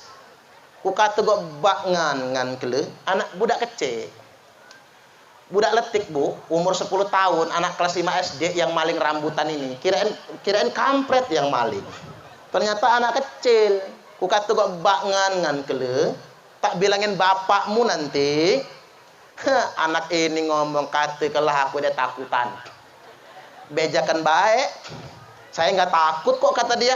Nah ngan, mana bangan? Anak kecil ini teriak, "Bak, tuhunlah ada jemenya." Oi, bapaknya sih ngunduh rambutan, Pak. Pantesan anaknya ngumpulin di bawah, bapaknya di atas. Ini yang namanya mafil aba fil abna, yang di bapak nurun ke anak. Makanya Pak didik anak yang benar. Tapi kita mesti tahu diri. Bapak-bapak ini bukan bapak yang sempurna, betul apa betul? Ibu-ibu ini banyak kekurangannya juga. Kalau kita nggak bisa mendidik anak kita di rumah, titipkan dong ke pondok pesantren. Iya, Pak ya. Jangan tanggung-tanggung ngirim anak, Pak. Kirim ke Jawa Timur, gudang pondok pesantren. Jawa Timur kejauhan, kirim ke Jawa Tengah. Jawa Tengah kejauhan, kirim Jawa Barat. Jawa Barat kejauhan, Banten. Banten kejauhan, Lampung. Lampung kejauhan, Lampung Selatan. Lampung Selatan kejauhan, Tanjung Bintang. Tanjung Bintang kejauhan, Sukanegara, Darussalam. Cocok apa cocok? Tepuk tangan. Ya iya dong. Kita ini perhitungan amat mau buat mondokin anak, sukanya yang gratis-gratis ya, Pak. Jangan perhitungan, ge. Itu sedekah loh, Pak. Bisa bitis imiati alfin. Sedekah kita, infak yang kita keluarkan buat anak mondok, itu dilipat gandakan ganjaran pahalanya bitis imiati alfin sampai 900.000 kali lipat. Subhanallah. Kita sedekah buat orang tua saja, Pak, nilainya 100.000 kali lipat buat orang tua nih. Tapi kalau buat anak mondok 900.000 kali lipat. Kita mah pelit sih, soalnya pelit. Perhitungan amat. Padahal rezeki dari Allah. Nggak akan bangkrut. Dan dengan kalau mondokin anak, kirim anaknya minimal ke TPA, TPQ, Abi, Umi. Ya jangan selonong boy ngaji ke TPA, selonong boy. Ditanya sama gurunya, "Anak siapa kamu?" "Anak bapak." Ibu kamu siapa namanya? Yo mama. Kata orang Lampung, MJ, mak jelas. Itu enggak sopan, itu su'ul adab namanya. Ini kadang terus terang saya Pak, ini belak-belakan ini. Orang tua kadang-kadang nyepelein sih kalau ngaji anak itu. Nyepelein. Anak nggak ngaji seminggu cuek aja. Gurunya nanya, Bu, anaknya nggak ngaji seminggu kemana? Mohon maaf Abi, lagi males dianya. Ngejawabnya cuman gitu, toh lagi malas. Coba anaknya sehari nggak sekolah, kena sepak. Sehari nggak les matematika, dijitak. Coba, bimbel di Bandar Lampung. Cek kalau nggak percaya, bimbel di Bandar Lampung, satu paket 5 juta, 6 juta. Orang tua berani bayar, Pak. Kursus musik, satu paket 20 juta. Orang tua berani bayar. Ngaji 20.000, protes sesuka negara. Payah kita ini, payah betul. Ini payah, kita harus punya kesadaran. Pengen punya anak yang bertakwa, dilihat dong bagaimana tanggung jawab kita. Makanya antar anak ke guru ngaji, abi, umi, ustadz, ustadzah, pak yai, bu nyai, titip anak kami, mohon ajarkan Al-Quran. Kalau dia nakal marahin kami ikhlas. Bu, anak dimarah guru ngaji ikhlas. Bapak-bapak ikhlas. Awas jangan ngedumel, apalagi ngaduin ke polisi. Pak polisi itu pelayan masyarakat, semua aduan pasti diterima, namanya orang ngadu. Tapi kita yang mesti tahu diri, mawas diri. Guru ngaji kalau marah sama anak kita sayang namanya. Anak kita nggak dibiarkan nakal. Kalau dia nakal marahin, kalau dia bandel ngelawan, gebuk pantatnya kami ikhlas. Tapi kalau dia goblok, ngaji nggak nyambung-nyambung, sabar Pak Ustadz, mungkin keturunan. Nggak jauh beda sama bapaknya, apalagi emaknya itu bebel bukan main. Makanya mulai sekarang Pak, berhenti marahin anak goblok, berhenti. Karena goblok keturunan itu, bebel tuh keturunan. Lihat aja, ini nurun bapaknya apa emaknya, tinggal dikeker aja itu. Walaupun kalau kata guru saya nggak ada orang goblok, yang ada orang malas. Segoblok-goblok manusia kalau rajin pintar juga. Sepintar-pintar manusia kalau pemalas kerjaannya main HP aja, ya goblok juga, ge. Dan begini Bapak Ibu, kalau kata Gus Baha, santri yang sukses itu bukan karena pinternya, bukan karena pinternya, bukan nonjol, sok hebat, pamer ilmu, bukan. Santri yang hebat-hebat itu santri yang barokah. Makanya santri pinter kadang-kadang nggak jadi apa-apa Pak. Santri kalau sudah terlanjur pinter, wow, gagah, ngengkeng, bahunya naik. Nggak mau pulang kampung, maunya di kota karena pinter. Bisa bersaing di kota. Walaupun di kota tanah mahal, ngontrak akhirnya. Santri goblok, tinggal di kota, nggak kesaingan. Pulang kampung lah ke Sukanegara. Santri, sebodoh-bodohnya santri, kalau di kampung ya paling pinter. Dia paling pinter ngulang kitab soalnya. Iya, akhirnya ada yang hibah tanah pekarangan, satu rantai jadilah bikin TPA, TPQ. Habis TPA jadi diniyah. Aziniyah jadi ma'had, jadi pondok pesantren. Ada yang hibah tanah 1 hektar, jadilah pondok pesantren besar. Santri yang katanya bodoh di pesantren jadi muasis pondok pesantren. Dihormati oleh ribuan santrinya, dimuliakan oleh ribuan umatnya. Tapi santri pintar tinggal di kotak masih ngontrak. Santri aja kagak punya. Tuh Pak, makanya ilmu sekali lagi Bapak Ibu bukan karena pinternya ya, barokahnya. Makanya titipkan anak kita ke pondok pesantren, nggak usah khawatir Bapak Ibu, nggak usah khawatir. Nanti Allah yang menjamin rezekinya. Tapi dengan adab yang baik, jangan sampai anak-anak kita terjebak dalam pergaulan bebas. Baik, kita lanjut. Umur 6 tahun Nabi kita ditinggal ibundanya, wafat meninggal dunia. Beliau yatim piatu. Umur 8 tahun ditinggal kakeknya, wafat meninggal dunia. Kita berdasarkan madhab ahlu sunnah wal jamaah, orang tua Nabi masuk surga. Jangan ikut Wahabi ya Pak, Bu. Orang Wahabi mengatakan orang tua Nabi masuk neraka. Makanya tahun 2021-2022 Pangeran Muhammad bin Salman yang sekarang sudah diangkat menjadi Perdana Menteri Arab Saudi, menyatakan Wahabi bukan lagi satu-satunya madhab di Arab Saudi. Karena mengapa? Wahabi nggak bisa diterima, kata dia, kaku betul. Jadi kita di Ahlus Sunnah wal Jamaah meyakini orang tua Nabi masuk surga. Karena nggak mungkin Nabi dilahirkan dari orang kafir. Makanya tadi ngaji itu jangan Quran hadis Bapak Ibu, harus berguru. Annal ulama awarasatul anbiya. Ulama itu pewaris para nabi. Nggak bisa ilmu nggak bersanad, nggak bisa langsung Quran hadis. Ini udah ngajinya Quran hadis tok lewat internet lagi. Nanti kalau mati ditanya malaikat, guru kamu siapa? Syekh YouTube al-interneti. Kiainya Kiai Haji Google. Ustadznya Ustadz Facebook LCMA. Yang nggak bisa dipertanggungjawabkan. Dan hasil rekomendasi Aswaja Center, Ahlus Sunnah wal Jamaah Indonesia menyatakan bahwasanya As-Sawadul A'zam, wasiat Nabi tentang kelompok yang paling mayoritas adalah Ahlus Sunnah wal Jamaah. Jadi begini, inna ummati la tajtami'u ala dhalalah. Sesungguhnya umatku, kata Nabi, tidak akan bersepakat dalam kesesatan. Fa idza ra'aitum ikhtilafan, kalau engkau melihat perbedaan yang sudah banyak khilafiyah, banyak perbedaan, banyak firqah dan golongan, fa'alaikum bisawadil a'zam, maka wajib bagi kalian ngikut kelompok yang paling mayoritas. Yang paling mayoritas di dunia internasional namanya Ahlus Sunnah wal Jamaah. Ahlus Sunnah wal Jamaah dalam konteks keindonesiaan NU dan Muhammadiyah. Makanya kita ini ber-NU Bapak Ibu, itu sudah sesuai dengan wasiat Nabi. Makanya banser-banser walaupun tak dibayar, gaji tak seberapa, jangan-jangan baju aja nggak ganti-ganti tuh. Berpekan-pekan umpama baju cuma satu, termasuk nih pendekar pagar Nusa, nggak apa-apa. Anda ikut wasiat Nabi, As-Sawadul A'zam, aman Pak, karena umatku yang mayoritas, kata Nabi, tidak akan bersepakat dalam kesesatan. Saya tadi membaca sambil jalan ke sini, cocok juga itu.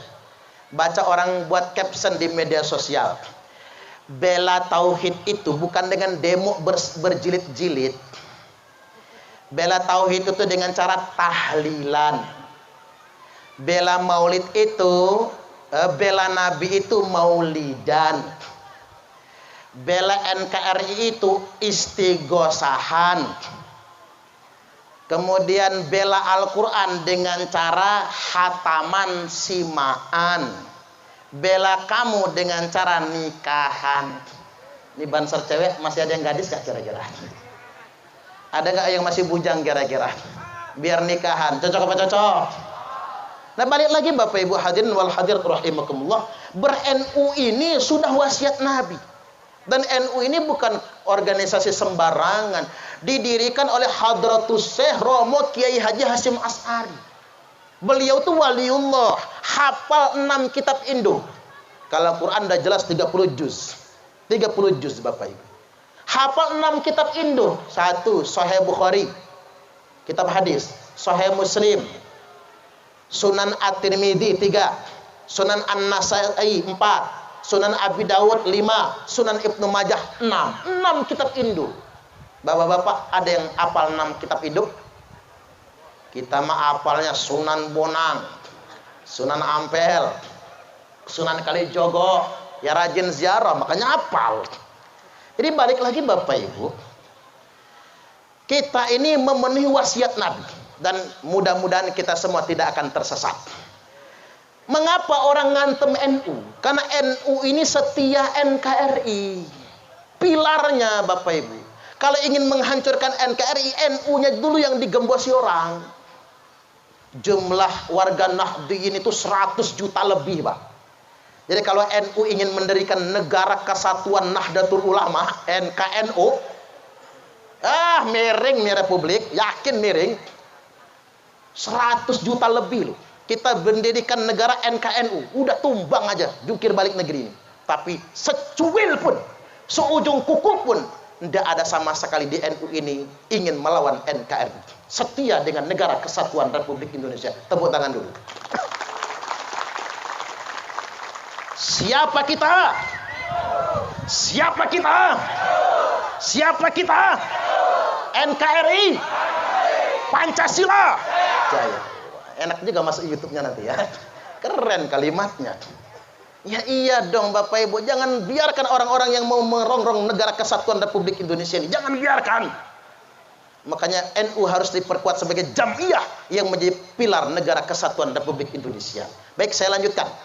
Umur 25 tahun Nabi kita menikah.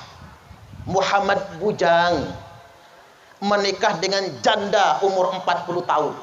Beliau belum berdakwah tabligh, Pak, tapi beliau sudah nabi. Jadi beliau itu sudah nabi sejak belum diciptakan langit dan bumi. Jangan salah kita. Beliau sudah nabi. Walaupun tugas ini salahnya umur 40. Maka naluri kenabiannya sudah ada. Melihat bangsa Arab jahiliyah yang merendahkan kaum wanita, maka Nabi buat inisiatif revolusi mental. Yang beliau akan muliakan adalah kaum wanita. Nikah tidak sama gadis, tapi nikah sama janda umur 40. Bujang ting-ting usia 25. Woi, kita Bapak Ibu punya anak bujang minta kawin sama janda, nggak pulang upah sunatan itu. Bapak-bapak ngasih golok itu, jangan pulang ke rumah kamu. Ini Nabi habis akad nikah dengan Khadijah radhiyallahu anha, Ummul Mukminin radhiyallahu anha, dibawa ke depan Ka'bah megang Hajar Aswad. Wallahi, wallahi, wallahi, Nabi bersumpah demi Allah, Khadijah, saya bersumpah kata Nabi, tidak akan kawin lagi selama engkau masih hidup. Subhanallah. Luar biasa. Ini ilmu buat bapak-bapak. Boleh bapak-bapak kawin lagi. Boleh poligami. Tapi tunggu bini pertama mati dulu. Itulah masalahnya Pak Ustadz. Bini gua nggak mati-mati. Itu masalahnya. Makanya Pak, kalau cari bini jangan yang muda, yang tua sekalian. Biar matinya duluan. Udah nikah sama yang tuaan gak mati-mati. Di tidurnya dikeker kapan matinya bini saya ini ya. Allahu Akbar. Itu Nabi. Dan Khadijah istri Nabi yang tidak pernah dimadu, nggak pernah dipoligami. Sampai Khadijah wafat Nabi menduda 3 tahun. Kalau saya nggak sanggup Pak menduda 3 tahun, bapak-bapak nggak sanggup. Kalau kata orang Palembang buruk barang tergantung. Ini nggak bangor Pak, nggak ini. Itu nyanyian orang Palembang. Kan nyanyian orang Palembang buruk barang tergantung tuh. Orang Palembang memang begitu Pak, banyak kelakar. Tapi kita ini sering mengartikan yang jorok-jorok. Yang bangor kan pikiran kita. Cikok bagi dua, tebak pucuk bawah basah. Ngeres kan, ngeres kan? Ngeres. Padahal itu guyonan orang Palembang, udah biasa di sana. Orang Palembang biar nggak ketoan serem, maka banyak kelakar, banyak guyonnya. Banyak lagi Bapak Ibu. Kalau kita nggak sanggup menduda 3 tahun, ada kakek-kakek, unggang-unggang, orang Kemang jangan-jangan ya. Umur 80 bu, bininya mati duluan. Belum nyampe 40 hari Pak, tanah kuburan masih merah. Si kakek demam menggigil. Acting lagi pakai suara. Campur mahanya bu. Biar dapat perhatian dari anak cucu. Anak cucu ngomong, Mbak nak pecel. Enggak, katanya enggak mau. Mbak nak bakso, enggak mau. Mbak nak sate, enggak mau. Mbak nak kawin lagi, langsung mari, langsung sehat. Unggang, kajut. Kajut itu kalau laki-laki kajut ya bu. Kajut itu perempuan ya. Unggang, kakek, nineng. Jumlahat nineng, jumlah matang kan nineng. Nah Bapak Ibu hadirin wal hadirat rahimakumullah, enggak sanggup. Nah Nabi menikah lagi dengan istri kedua. Istri kedua Nabi itu kan riwayat ada yang mengatakan Sayyidah Aisyah, ada yang Saudah. Tapi kan Aisyah dibalikin lagi. Makanya saya ambil urutan keduanya Saudah. Saudah di nikah Nabi sudah berumur 60, nenek-nenek. Mulai sekarang kita sepakat kalau Pak Kades yang ganteng nih, Pak Kades mau kawin lagi Pak Kades? Boleh, tapi cari nenek-nenek umur 60. Ibarat motor udah mau copot semua onderdilnya itu. Ya itulah Nabi, Bapak Ibu. Makanya orientalis menghina Nabi kita karena mereka nggak paham, Bapak Ibu. Beliau sangat memuliakan kaum perempuan. Tak seperti apa yang mereka tuduhkan itu. Dan ini yang terpenting. Saya ingin ingatkan sabda Nabi. Akmalul mu'minina imanan ahsanuhum khuluqa wa khiyarukum linisaihim khuluqa. Wih, keren banget hadis ini, Pak. Akmalul mu'minina imanan.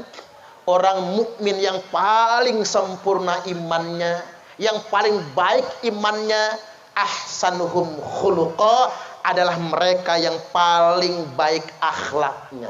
Ingat, ukuran orang yang sempurna iman bukan pecinya, bukan kokoknya, bukan sarung, bukan sorbannya. Walaupun imamahnya jerit pelapon, walaupun janggutnya tekan udel, walaupun jubahnya nyengser di tanah, bukan ukuran orang bertakwa. Ukuran orang beriman sesungguhnya ahsanuhum khuluqa, adalah yang paling baik akhlaknya. Wa khiyarukum linisaihim khuluqa, dan yang paling terpilih di antara kalian semua adalah yang paling baik akhlaknya dengan istrinya. Makanya Pak, laki-laki yang hebat yang paling sayang sama istrinya. Bu, bapak-bapak ini sayang nggak? Sayang. Baik nggak sama ibu-ibu? Baik. Hebat ibu-ibu. Padahal jawabnya campur ngenes kan Bu. Demi menjaga aib suami kan, maka ibu-ibu ngomong baik, ngomong sayang aja kan Bu. Padahal dalam hati makan hati. Punya laki hidung belang, matanya keranjangan, mana bajingan tengik lagi. Saking tengiknya nggak enak lagi dimakan. Mau dibuang saya, nggak dibuang, menyakitkan. Tuh Pak, istri-istri ini. Makanya bapak-bapak, kalau saya ramah sama bapak ibu, wajar Pak. Saya penceramah. Kalau penceramah nggak ramah, males orang undang lagi. Ya Pak ya. Kades ramah sama warga, wajar. Kalau kadesnya nggak ramah, jangan dipilih lagi. Ya nggak kira-kira? Anggota dewan, ada anggota dewan nggak di sini? Isinya Pak Kades kalau nggak salah ya. Anggota dewan ramah sama warga, wajar. Karena minta dipilih lagi, ya Pak ya. Sedadang ini mau nyalep nih kayaknya ya. Harus ramah, kalau nggak ramah dia kepilih jemeng. Malas. Pedagang ramah sama pembeli, wajar dong. Pedagang judes jangan dibeli, bangkrut ya. Tapi Pak, bapak-bapak nih ramah sama istri luar biasa. Mama, cara disuka negara mama ya. Masuk emak terus katro amat sih Bu. Mama, ada apa Papa? Mama sedang membereskan teletong. Umpama Mama ge Pak, baik-baik sama istri. Mama, kadia Mama.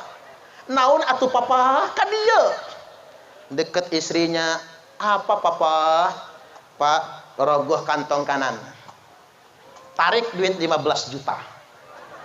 Jelager, banting. Ini uang apa Papa?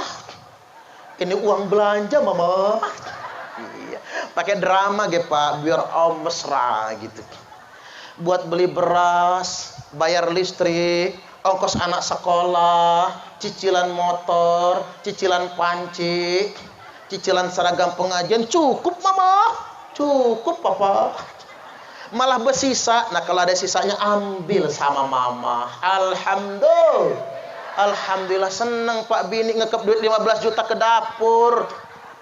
Kata istri, kata suami, nanti dulu Mama, masih ada yang kurang. Apalagi atuh Papa. Rogoh kantong kiri Pak, banting lagi 15 juta. Jelager. Ini uang apa lagi Papa? Ini bonus untuk Mama.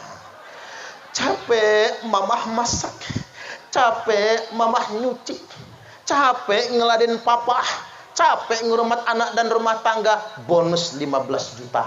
Uang belanja 15 juta, 30 juta sebulan. Mau nggak Bu? ngimpi.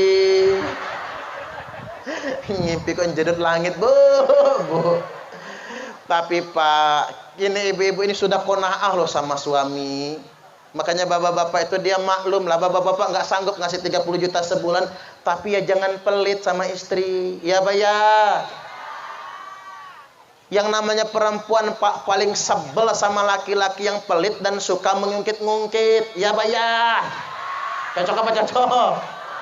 Udah pelit ngungkit aja kerjaannya itu. Sebel bini tau. Nah contoh Nabi memperlakukan istrinya sungguh terhormat. Nabi kalau manggil istrinya nggak pernah nama, pakai panggilan kesayangan. Kan kalau manggil Sayyidah Aisyah apa? Ya Humaira, wahai yang kemerah-merahan. Ibu-ibu pernah dipanggil kemerah-merahan? Boro-boro. Laki zaman sekarang jujur, wahai coklat, wahai kuning, wahai hitam. Padahal ibu-ibu ini mau lah Pak dipanggil kemerah-merahan. Dandan aja serba pink, kerudungnya pink, bajunya pink, androknya pink, kaos kaki pink, sendalnya pink, daleman pink, bedaknya pink, blush on-nya pink, lipstiknya pink, nyangkut di gigi sampean lipstiknya itu. Lewat depan lakinya pengen dipanggil kemerah-merahan. Apa kata lakinya? Anak babi mau kemana ya? Tega nian bapak-bapak. Mentang-mentang anak babi pink juga. Subhanallah. Suami yang terbaik adalah yang pandai memuliakan istrinya. Contoh Nabi, usia 40 tahun Nabi kita resmi menunaikan tugas risalah. Usia 53 tahun Nabi kita hijrah dari Mekah ke Madinah. Umur 63 tahun beliau wafat. Kita lanjut ke 63-nya biar nggak kemalaman. Falamma jaa yaumul isnin min syahri Rabi'il Awal. Tibalah hari Senin di bulan Rabiul Awal. Jadi Nabi kita itu lahirnya Senin, wafatnya juga Senin. Jadi beliau diwafatkan di hari kelahiran. Makanya Bapak Ibu nurun ke umatnya. Umatnya ini juga akan rata-rata dimatikan pada hari kelahiran. Makanya ibu-ibu tolong diingat hari lahir masing-masing. Ada yang lahirnya hari Minggu. Ini Minggu soalnya Pak. Jangan-jangan bapak-bapak mati besok maksud saya. Siap-siap. Udah pas husnul khotimah malam ini pengajian. Jadi singkat cerita, Israel datang, malaikat Jibril mendampingi, ngobrol. Ini kalau saya jadikan bahan ceramah, obrolan Nabi sama malaikat Jibril kepanjangan ceramahnya. Bisa 1 jam lagi Bapak Ibu. Jadi singkat cerita, kata Nabi Israel, cabut nyawa saya. Maka dicabut nyawa Nabi pelan-pelan. Yang pertama kali mati di bagian telapak kaki hilang nyawa. Makanya ini ilmu Bapak Ibu, telapak kaki itu begini, kalau sudah melengkung, ujung jarinya sudah mengarah, itu paling lama umurnya 3 hari mati. Coba periksa telapak kaki masing-masing. Kalau sudah melengkung siap-siap Pak. Mati pastinya kapan hanya Allah yang tahu, tapi alamatnya ada, tanda kelihatan. Orang yang sudah mau mati makan apa saja hambar. Minum pantang nggak kerasa. Itu Fanta Sprite udah diminum belum? Rasain Pak, kalau masih segar panjang umur. Tapi kalau sudah hambar, nah 3 hari lagi nih kayaknya. Termasuk ngudut. Ngudut itu asapnya nggak ngebul lagi. Kalau orang yang sudah mau mati. Makanya bapak-bapak kalau ngudut, asapnya turun ke bawah. Nah, nggak lama lagi nih kayaknya. Tapi kalau masih mumbel, panjang umur. Tulang belakang orang yang sudah mau mati itu Bapak Ibu lepek. Makanya kalau terlentang rata dengan lantai. Duduk pun mesti cari senderan. Di sini kayaknya panjang umur semua ya. Nggak ada yang nyender kayaknya ini. Kalau yang nyender lihat aja yang nyender di tiang itu. Jangan-jangan. Kalau sudah miring betul ya siap-siap. Nah Bapak Ibu, ditarik nyawa Nabi sampai di udelnya, lutut, paha, pusar, sampai dada. Ketika nyawa Nabi sampai di dada, beliau berwasiat. Nah ini wasiat penting yang harus kita ingat malam ini. Usikum bisalah. Aku wasiatkan kepada kalian semua, kata Nabi, jaga sholat. Kan nggak muluk-muluk. Jaga sholat. Jangan sampai kayak kata orang sholat zuhur mepet asar, asarnya numbur maghrib, maghribnya mentok isya, isyanya ketiduran, subuhnya kesiangan.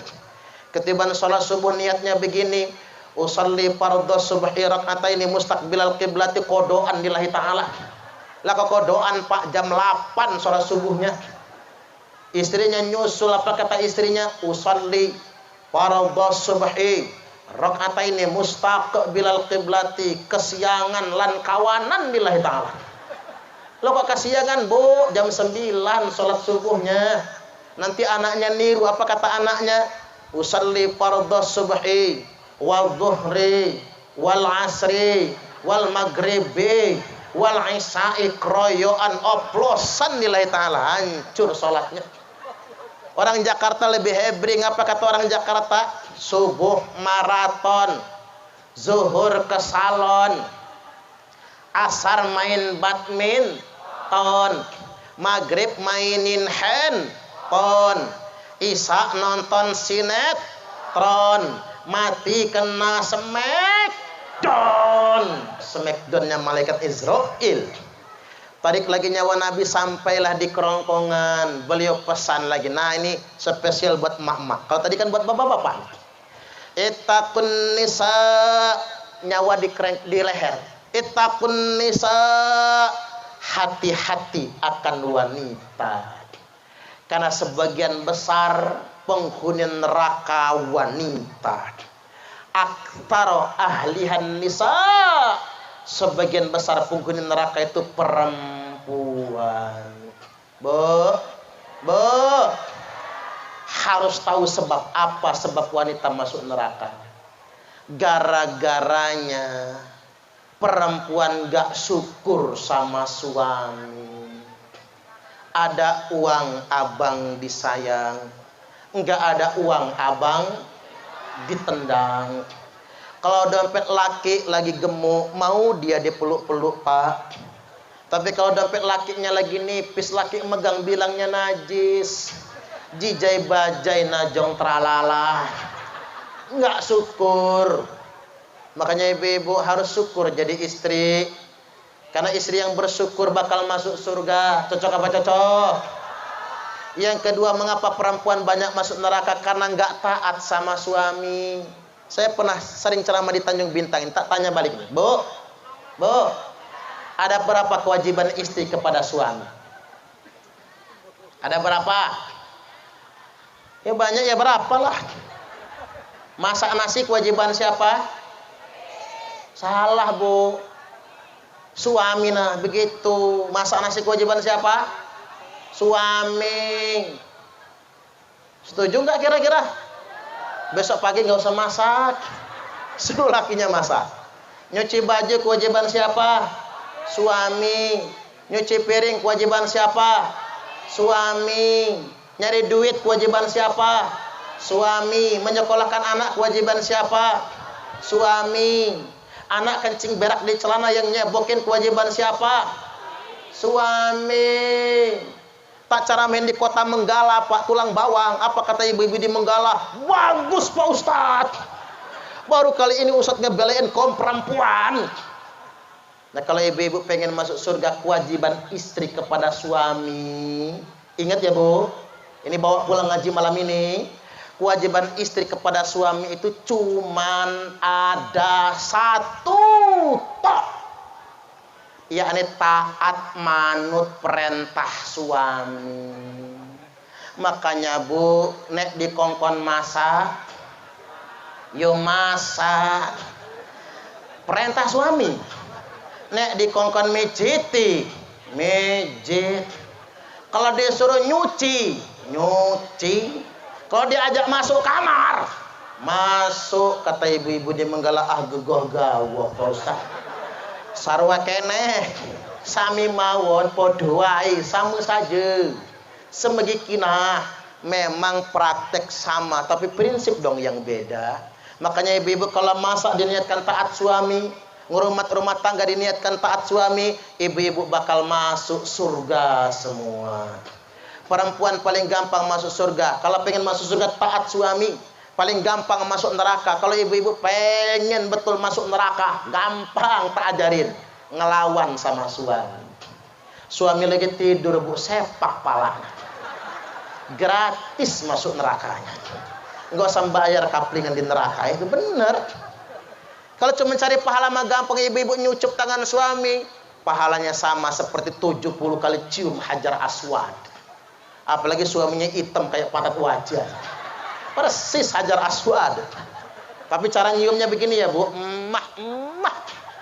cium sama suami jangan pakai jidat, nanti jenong. Jangan pakai pipi, nanti bakpao. Dicium begitu caranya. Ibu-ibu nyuci baju suami, dari satu bajunya ibu-ibu akan mendapatkan 1000 pahala, dicabut 2000 dosa. Coba ibu-ibu berhitung kalau sehari nyuci baju 10, 2 celana dalam kolor. Bapak-bapak ini ganti gak sih?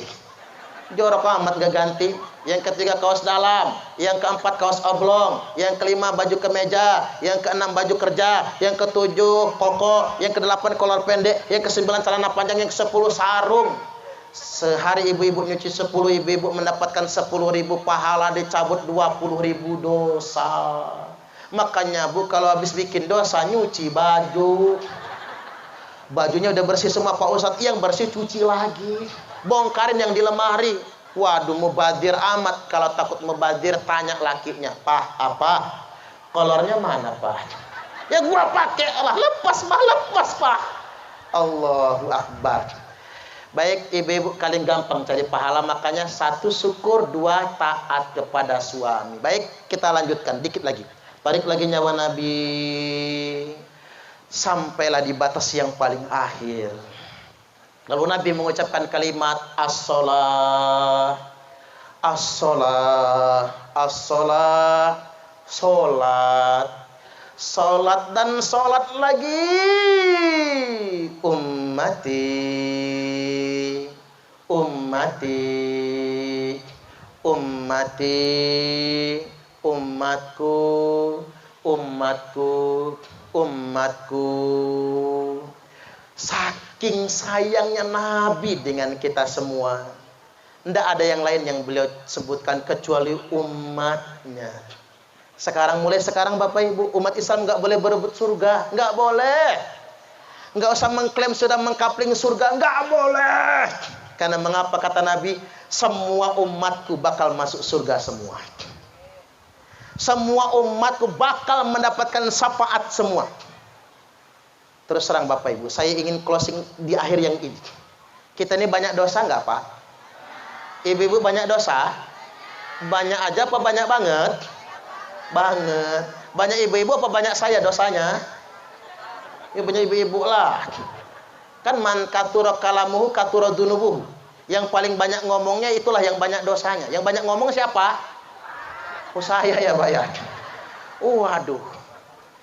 Bapak Ibu kita ini banyak dosa. Nanti di akhirat kalau Bapak Ibu mau dimasukkan ke dalam neraka, berhujahlah. Boleh berhujah. Cuman 1 dosa Pak, nggak boleh berhujah. Dosa mati dalam keadaan melawan pemerintah yang sah.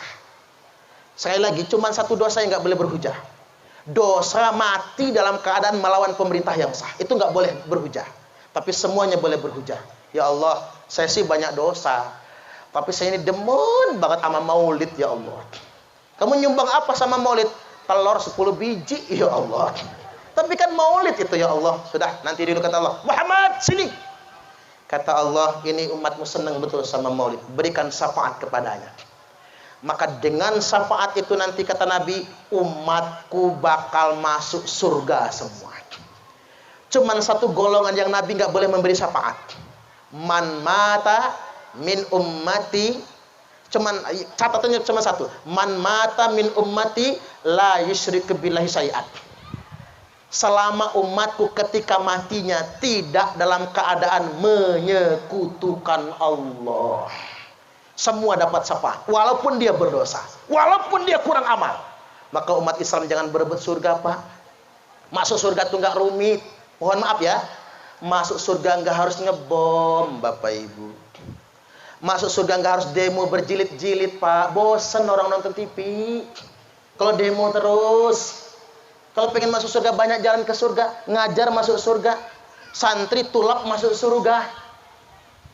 Imatatul adha anit thariq, menggeserkan batu di jalan. Pohon yang roboh, duri di tengah jalan masuk surga. Masuk toilet ada bongkahan emas. Ya kalau emas sebentaran bawa pulang. Kalau bekasan orang. Masuk toilet ada bongkahan emas. Logikanya orang kalau masuk toilet ada bongkahan emas, keluar.